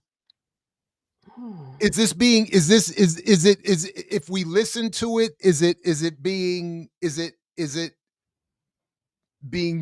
meant to tell the story of someone we're to condemn? This is, am I reading it wrong? This is, and then what is Heather B doing? Like, does she perform something on here? Anyway, I, you know, oh, that's gross. No, he says even if he got beat up. Oh, yeah, that's but so again, the only last question I could possibly have is this meant to be told from the perspective of someone we're supposed to condemn? And I don't see it in the text. And yeah, Heather B, that's funny you say from Sway in the Morning. She's on Sway in the Morning because Heather B had her own rap career. She was connected to BDP and KRS from back in the day. And then of course she was on the original MTV Live. What was it that with was it she was on the first, right.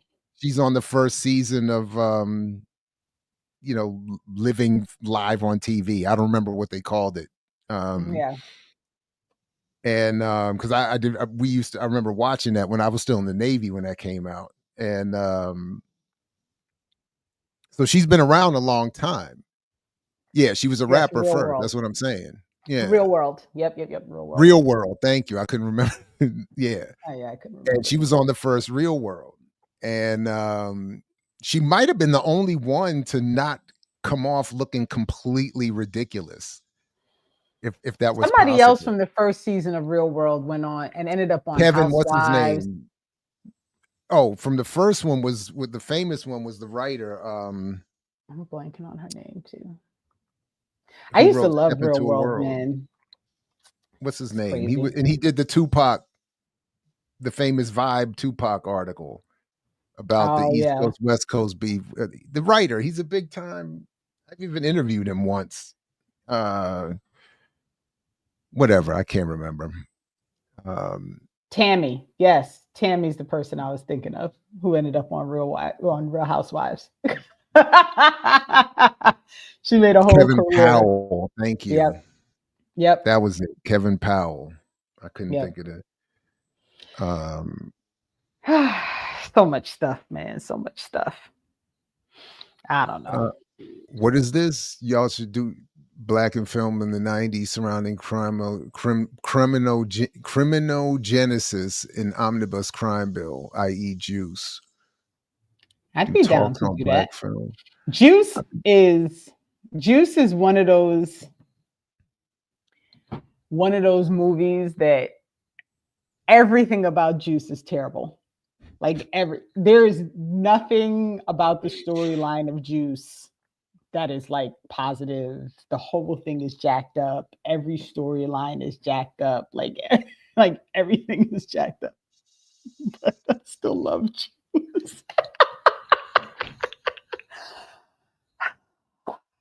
It's a jacked up movie though. Oh man, I used to listen to the soundtrack. I mean, yeah, it was, you know. Yeah, it's but I mean, we have so many. So I don't know how we can get through all the stuff we need to watch.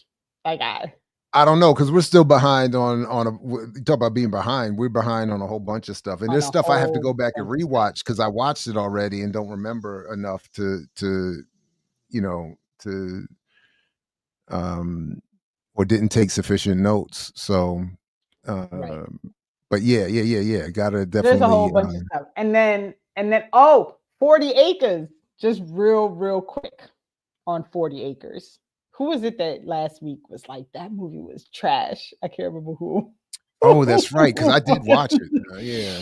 So I made you watch it, and you all will be glad to know that Jared was able to pull me off the ledge and pull me back in. And so now I have to always remember, if I don't immediately hate a movie, that I should be like, what's wrong with it? Like that's the marker, because every movie, you should hate every movie because it's all propaganda. Anything But that's first, what does Samantha call it? First tier, first whatever, first and second. oh no, well, it's first cinema. It's all first First cinema, first cinema. Anything and I that's went, first and that cinema. was another thing. I went back and got the breakdown. I think it was from when Mtume was on with us. Mm-hmm. Where I went back and got a breakdown of him breaking down the first, second, and third cinema, something like that. But anyway, but yeah, but it's all first cinema. It's all corporate, militarized. But I see how, like, I could see in this one how, but what I like about what our collective process is that there's we can start with where we it can be done that we start with what we like and walk backwards to see where the trick is, and Yeah. with the help, so like when the film opens and you see black women led militarized defense of the home, Right. I'm like, okay, I'm in. All right, there's a good hook if you want to get me in, and then you see where there are whites, they're either the enemy or at least decentered as allies at some point. Right. And it's black and indigenous, often women led, and by that I mean down to the hand to hand, MMA snap your neck combat, you Right. know.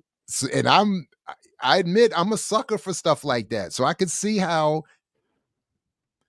but that's the same thing I would, again, all they had to do was put Jeffrey Wright in there, a chubby, light-skinned, balding, unsatisfied academic, and and them two men had to pull me out of that one. I'll pull you out of this one, and Yeah. there it Yeah. is. So Yeah. But when I went, so immediately after we had our whole back and forth that night, the next morning I called my mother.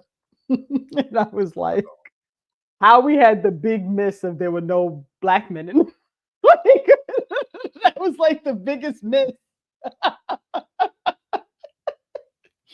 That the first adult black male was killed at the start, and then we don't so but you encounter another until the but end they're of the slick movie. with it though, They because are they give slick you with the it. young man They give you the young man. who you Yes. see sort of grow into some sort of Yes. state of manhood. Yes. But it's not, Yeah. it's he still has to be the young man growing. It's Right. not, he's not the patriarch or some sort of even level. Right. Until the end of the movie. Right. Right. What is it when it's not matriarchal or patriarchal and it's just uniform leadership where everybody's, in Horizontal? term, where in terms of the gender, it's just they just at the Oh. top. I don't Is there a know. word Whatever. for I don't know. that? He hadn't risen to that. Right. Because there was still the indigenous dude was the actual patriarch to the sisters matriarch, although she was really she was in charge. All right. Egalitarian is what folks are saying. Egalitarian, yeah, but it's egalitarian within that hierarchy is what I mean. Like there's still a hierarchy. It's just is that the word, heterarchy? I don't know. I have to look that up.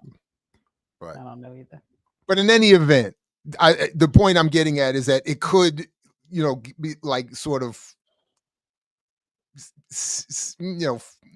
sneak erased black man because they have that one guy in there. But anyway, but you're right. There's no. Yeah, it did get me though. I'm not. It did. It got me for a second.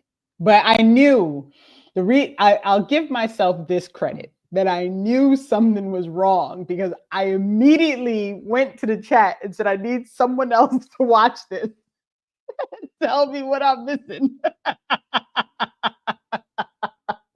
So, so at least I recognized it. I recognized it. So.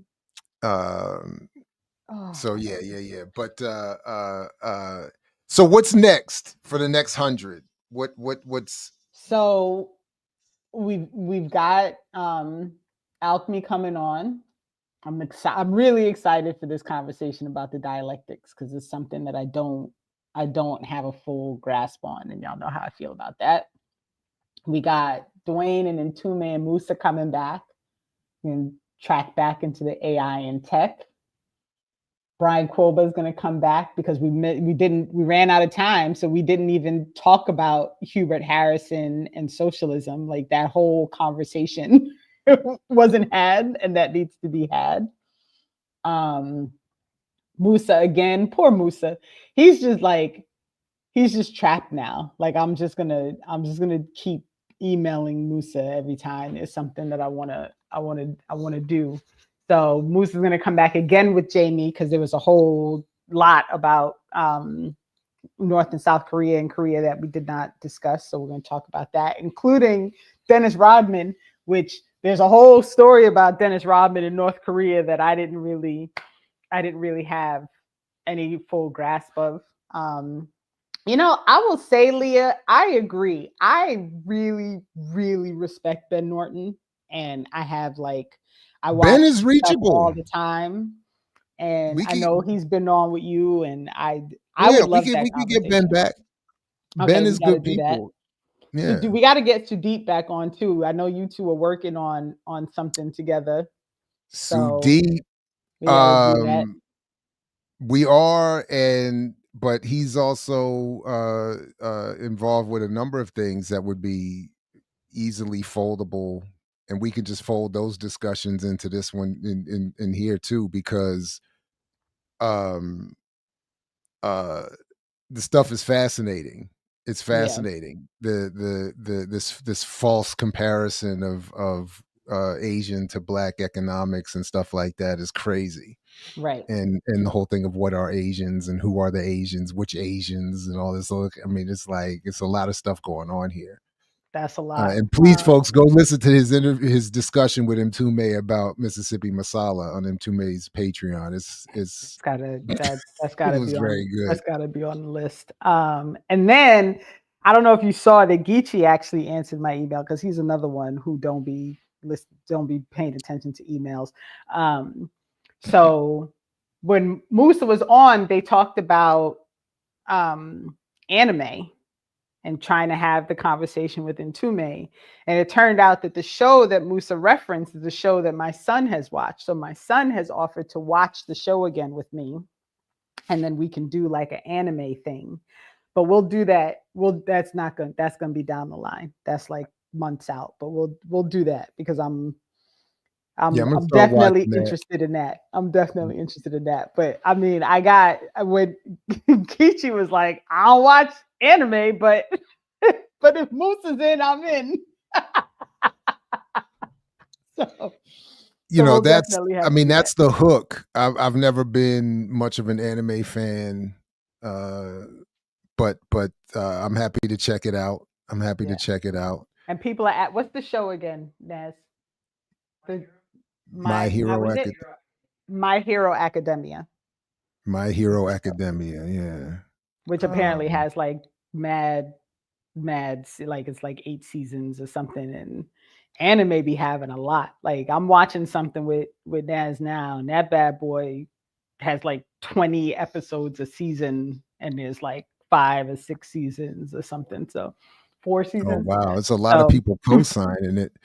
So. And it's also for the Rodman thing is, again, we read, I had a grad class that had us read his biography. I think his autobiography though was co-written or something like that. Rodman, Mm, I don't remember all the details, but I remember having a real sort of sea change in how I thought of him. And the yeah. one thing I do remember is that he and his agent talked about his post Detroit career going very differently, and him sort of, if not adopting a new persona, really letting out whatever his real persona is. So, like a lot of what we've seen post Detroit was a conscious calculation. But so he's no, I do think he's not as dumb and silly as he's often been portrayed. That was one thing I took away from that. They were successful in Interesting. turning me on that part. So yeah.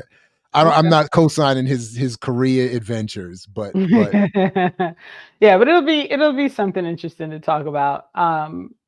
So I just asked the child, and One Piece oh, did apparently I has leave? 1,000 episodes, and so I don't know about One Piece. But Did I just leave? no, no, Oh, it looked like I left the screen for a second. I Anyway, my don't bad. know. Mm-mm. Silberg, hey man, I appreciate it. Hebrew protagonist. And I've started listening because of Renee. I started listening to Snow Crash again. Where I'm stealing, playing on the pun of that name comes from. But anyway, yeah. Um, and then all right, so a couple of things because I know we're getting close to one, and so I want to make sure that I don't forget to share this information. So first of all, here is the GoFundMe link for our comrades in Durham who have been under under attack by NCCC. So there's been a forced eviction. So wanted to share that GoFundMe link so folks can support and do do what they can. If anything, as always, anything will help. I know I mean maybe people missed it. Nobody called in. I don't know. I look. I dropped it a couple times. My You bad. did. Did So somebody want to no, join? It didn't. Oh, okay. I don't think so. I think I don't know. I don't know. I don't know. I think people. So I actually had a really good conversation with deculturation, and um, it was offline. We he had a question for me, and I didn't want to answer it in writing, so I was like, "Why don't we talk?" And then I'll give you my answer. So shout out to deculturation for even like caring about my opinion on anything. But I apparently I'm like a tricky person to have a direct conversation with on right. Exactly what Mani's saying right there. They call it, and I don't Oh, know why. Like I feel like I'm like like regular, I don't know. But I mean, people come on, so it can't be that bad. But I I don't know. I don't know. But I feel, we can do this again. Maybe we should maybe if we make it more regular, people will get used to the idea of doing it, and then they'll come on and join. I don't know. People don't be afraid to come on for yours. I'm not intimidating. What else? I don't know. I don't know what it is. I don't, but yeah, I'm fine to do this again, and we can, even sometimes just build it into a show and just leave 30 minutes at the end or something like that. I don't know. Do that. We could do that. Um I'm also just dropping in the chat this video from the press conference the Mumia team had last night, Yeah, they're that I looking for folks encourage to call in. encourage people to check this out and support in however they would like to Mumia's attempt to get medical attention for his his eyesight. You can see Dr. Alvarez and Professor Fernandez and others all talking in detail about Mumia's condition and how you can help out. It's a crazy, deplorable situation, and yeah. So if you can, I people were sharing their experiences with the calls.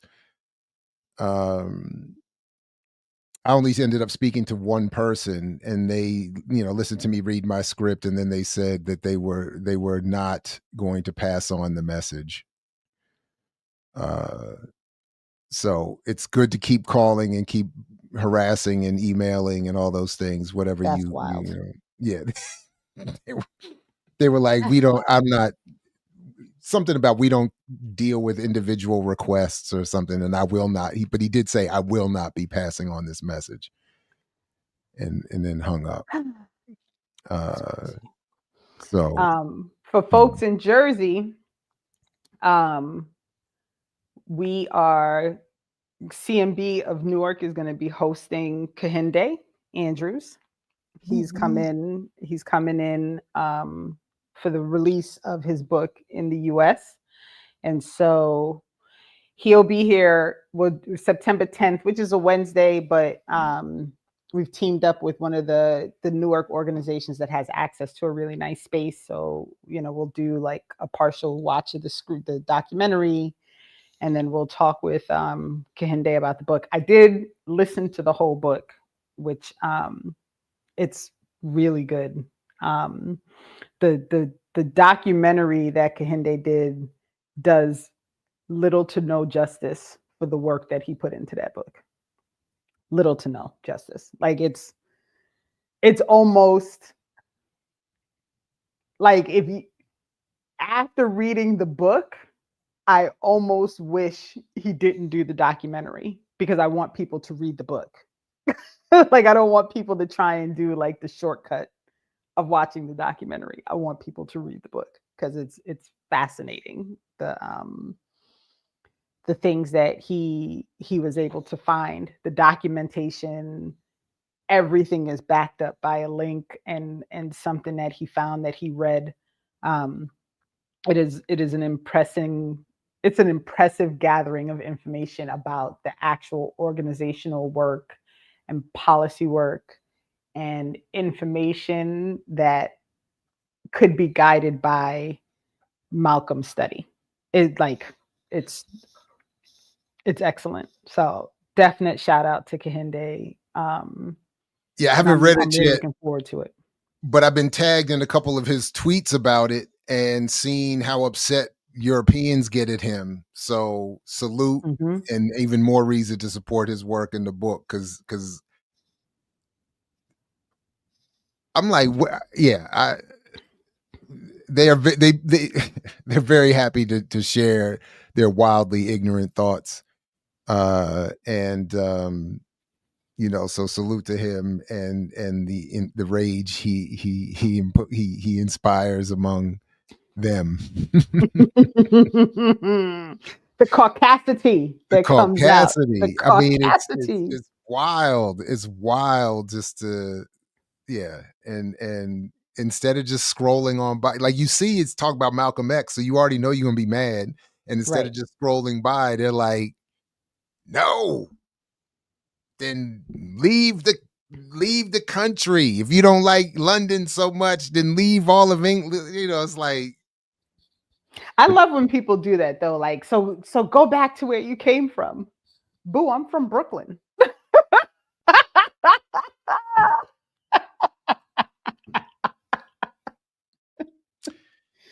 Well, when they're here in the United States, I'm like, if you leave, I'll leave.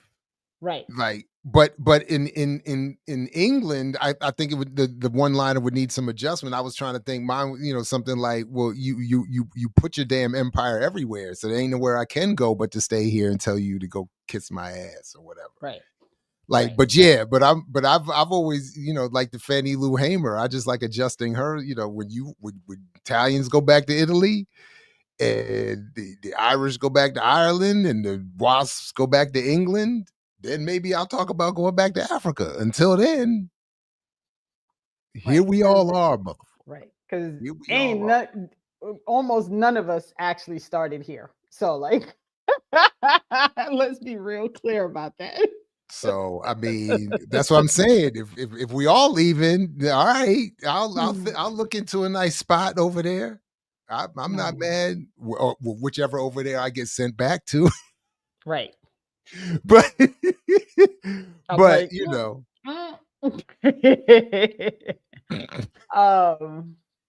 what else? There was one more thing I want. Oh, Caucasity made me think of it. Did you see this thing that happened at the US Open? I Did you did, hear this as a thing? matter of fact. I did. And the poor Lithuanian, right? She said, "I'm just from a small country. I don't get the benefit of playing." Uh yeah.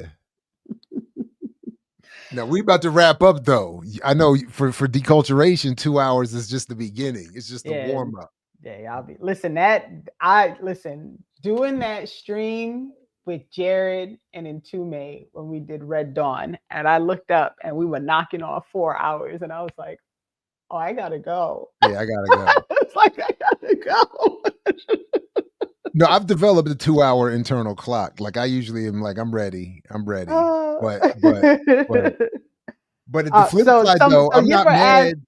Oh yeah, sorry, go ahead, real go ahead. quick. So Yipper asked what happened. So at the US Open, the last name is Taylor. I can't remember what the first name is for the young black woman who played and won her set against a woman from Lithuania, some It's not European. Lithuania. I thought it was It's Lithuania. not Lithuania. It's Oh, like it's not Lithuania. no, because the name when I was like, I don't know if I even know like what this actual country is. Latvian, Oh, Latvian, Latvia. Latvian, Oh, she's from Latvia. Latvia. Okay, yeah. Okay, one of them small So L European yeah, countries. right. So it's Taylor Townsend is the young woman's name, and the other person is Yelena Ostapenko, and so Taylor Thompson won, and at the end they got into like an argument. It was an obvious argument, but the lady from this woman,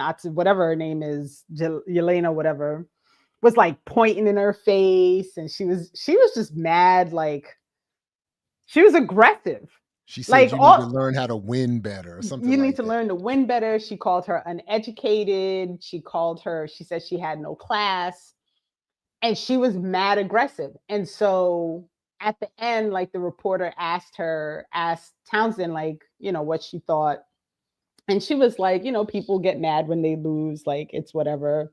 They asked her if she thought it was racism, and she was like, well, I can't really speak to whether or not that person is a racist. They'd have to answer that question. I just know, like, historically there's a real focus on Black people not being educated and all these things. And then the chick, the Yelena person was like, I'm getting all these messages that I'm racist. I've never been racist. I'm like, you just said you're from a country that don't have no Black people, basically. So, okay, but whatever. But at the end, what I really took from it was I was trying to imagine if the roles had been reversed, right? And had Taylor been the person pointing her finger and yelling in the face of this white woman, right? How the storyline would have been vastly different, right? It would have been how aggressive she is and how outrageous it is that she, the Black anger and the da da da da da. And so I always find it fascinating to see the behaviors and the things that white people are allowed to get away with, right? And allowed to perpetuate due to their caucasity, that Black people would never be allowed to engage in those behaviors. And it's hindering, right? Because I like, as I was watching the whole thing replay, I was thinking to myself, this young woman, Taylor Townsend, like in her mind right now, she has to be thinking like, don't react. Like, don't give them anything to point out and to pick on. Like you're always like policing yourself and your responses to people. You know, like it never, ever, you never get to just be a human in these, like in these situations. You're never allowed to like have the normal human response to like, get your fucking finger out my face, right? Like, you know what I'm saying? So, and I thought like I really thought about on multiple jobs all the time. I'm aggressive and my tone, and I was constantly tone policed. And I used to tell people all the time, like, if I was white, you wouldn't get half the complaints you get. People complain about me saying things that I'm right. My answer's correct. I'm in line with policy. I'm telling you what the district rule is on this thing, but somehow I'm still like the wrong one because I wasn't nice enough when I said it. It's wild, yo. It's wild. I just had so many inappropriate, absolutely. I mean, we saw it even with, I forget, I don't pay enough attention, but the sister's name who is now in the Angel Reese. Oh, now I don't know what she is in fact saying or doing or if and whatever, but I do see at least the headlines. I see thumbnails. I see, and a lot of the discussion seems. And then I did see Salute to Man Down Sports. I do like that channel and their coverage of these things. And one of the points that they pointed out that I thought I remember noticing from back when all this started with her alleged beef with Caitlin Clark. Was the whole thing around the "you can't see me" thing, and they left out the fact that she was doing that in response to the fact that Clark had been doing that to everybody first. Right. And then they turned it into, oh, the poor white girl. So that's when I heard this tennis player, one of her defenses was, I'm just from a small country, and when I go to play, I don't get the benefit of playing in front of a whole bunch of Americans.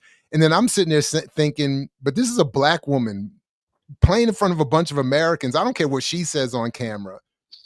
Right. To me, that's not always a bonus. Right. And I remember vividly the Venus and Serena documentaries and seeing fans stand up and call her the N-word in front of her father and everybody. Right. And I'm like, so playing, being a black woman playing in front of American tennis sports fans is not an automatic.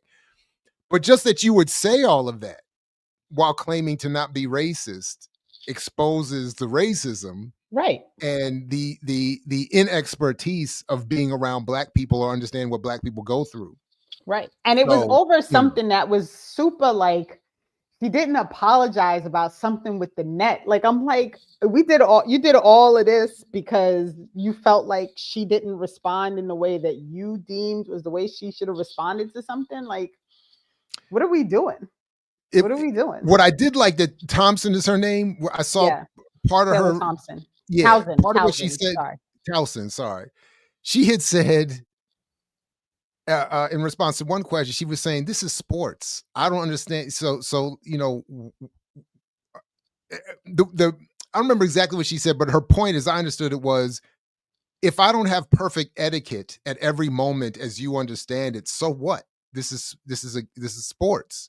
Right. And again, as I was hearing what she was saying is, I won.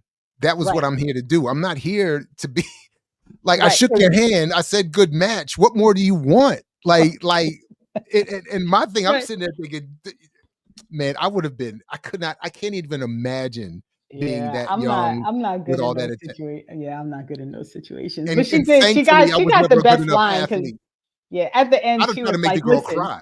I'd have tried to make her cry right there on national television. What? Right. You mad that I won? I'd have just kept going. I need to see you cry. I need to see it. And at the end, she was like, listen, in the end, I'm still playing and she's going home. I was like, that's exactly. I'm moving on to the next round. I'm busy. Right. I don't have time for this. Right. And then she'd said, I played her before. I beat her over here. I beat her over there. She knows what I do when I warm up. Why is this an issue for her? Just so much nonsense. It's just so much nonsense. It's so much nonsense. But Listen, I get it. I know for a fact, like without a doubt, that my height and my like stature saves me from a lot of this stuff because like I walk around with like my sweatshirt that says like Israel. I showed it to you, the sweatshirt I'm wearing today. It says Israel's a settler colony, which like shout out to Josie for the Shoot, gift. I'm damn near And 6'2". so You walked up on me in them boots or whatever at that event in Jersey. I was like, God damn. So I think a lot of people look at me and for a split second they think about giving me a face or a look or something, and then they like just they check themselves and they don't do it. So I think I get spared from a lot of people's nonsense simply because I probably look like somebody who will punch you in the mouth. So, that works out really great for me. To be really frank, like it works out great for me. But I'll put it in the chat. Is the company is FYP, right? My FYPV is the company. So for your view and pleasure, I think is what it stands for. But is the shirt is dope because it's very colorful, and when you look at it, like you really wouldn't you wouldn't know. No, it looks like the like, message would say something like, have a nice day. right. But it's my favorite. I love this. It's warm, like all the things. But I rock it to Target. I rock it to go food shopping. I rock it when I walk my dog. And I know people be like, why she got that shirt on? And I just don't care. Renee put on I wish a motherfucker would face. Right. I wish you would. That's my favorite Cedric the Entertainer routine. When he said to that, when he was watching some white folks get up at his show, he said, that's the difference between white and black. He said, white folks say, I hope our seats are still here when we come back. Right. And black couple be like, I wish a motherfucker would be sitting in my seat when I come back. Right. Renee, right. Yeah, I wish somebody would ask me Brittany, about my I still shop at Target because Target's DEI policies were never a thing. And Target, the real problem with Target, in all honesty, is that they are part of the system of surveillance, which is brutal. That's the real problem. The other unfortunate situation is where I live, there are things that I simply can only get at Target right now. And so, like, look, Target been racist. We're trapped. I also shop at Whole Foods. Like, these are my contradictions. And I think one thing that I will say about myself is I have fully embraced that I live in a contradiction, but I recognize that I live in a capitalist society that forces you to do things that you don't really love to do because you need to do them. And so it is what it is. Like, but I Brittany gets the shout out. Oh, damn, Brittany. Hi, Brittany. And then Brittany, wait, and tell the truth. Do you hear Drake music playing like Mos Def said you would when you go to Drake, when you go to Target? You hear Drake's music. Right. Brittany said, I'm in Target right now. That is the funniest. That was the best. That was a good one. Oh, man. So, y'all, somebody I do send have that to go. To Jamal Brown. I'm in Target right now. Oh, that was a good chuckle. Oh, man, that was great. I do have to roll. If people can please support the folks at NCCU, and all these links are on our run sheet, Jared. If you could drop these things on the show notes. There was also a fundraiser, but I didn't get permission to send it. One of our comrades who's often in the chat is looking for some assistance with some financial burdens for the family. So once I get confirmation that it's okay to post that publicly, I'll send it to you if you could add that to the show notes. I just didn't want to do it unless the person said yes, it's fine. I also want to just I have to acknowledge, just because I just noticed there are 2 thumbs down already on the stream, and I just want to acknowledge the cowardice of those who would who would, before the show even ends, just hit a thumbs down without accepting the invitation to come into the studio and speak their piece. So I just salute to the cowardice, and we'll see you at the 200th anniversary episode. They'll probably be in the chat complaining that I laugh too much. I haven't gotten a complaint about my giggle in a while, so I'm sure that'll happen eventually. I mean, imagine that being what upsets somebody so much. All right, so I'll send the link. I didn't even download it, but we have a comrade who's often in the chat and who's having some real issues with trying to pay those electric bills because where we live sucks. And so I'll send that to you direct, Jared, so you can add it to the show notes. Sounds good.